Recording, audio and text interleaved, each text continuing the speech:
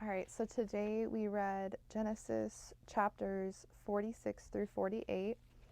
And in chapter 46, God tells Israel to go to Egypt to sustain his family. And then we get to see how many people he has with him, which is a lot.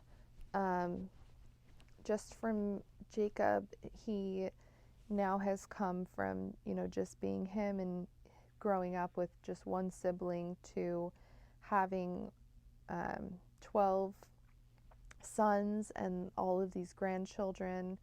So there's a lot of people with him, which is pretty amazing.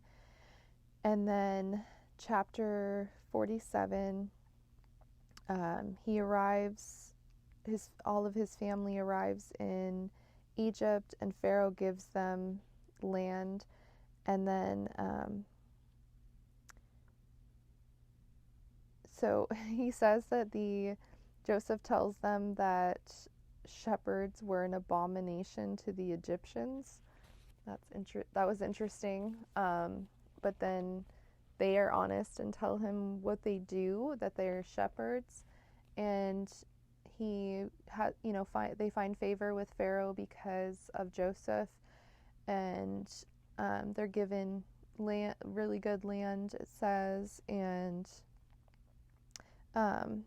then the famine persists, and it looks like everything, including all of the land and all of the flocks and all of the herds, get turned over to Pharaoh. And then Joseph makes a law that the fifth part of everything belongs to Pharaoh, because essentially he became owner of everything. So that was sad and interesting story there. And then in chapter 47, Joseph brings his sons to his father, and he blesses them, and then he actually blesses the younger with the firstborn blessing. And we see that a lot throughout Scripture. Jacob was the firstborn or the secondborn, but stole his brother's firstborn birthright. And like, there's a lot of things, like, as you get further along in the Bible, where the younger siblings get chosen for things that historically or culturally were reserved for firstborns. So it's an ongoing theme. And he's like, no, I did that on purpose. Your younger son is gonna be greater than your older son.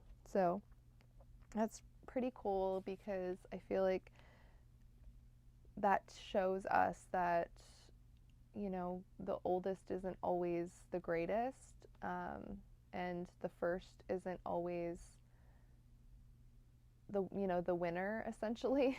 So I think it's really encouraging, because a lot of times we all can have moments where we feel like, second best, and we don't have as great of a purpose as others, but we can, we may have a greater purpose in another way.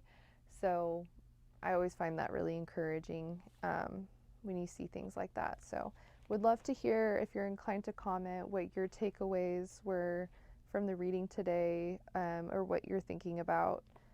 Thank you so much for joining, and looking forward to continuing our reading journey.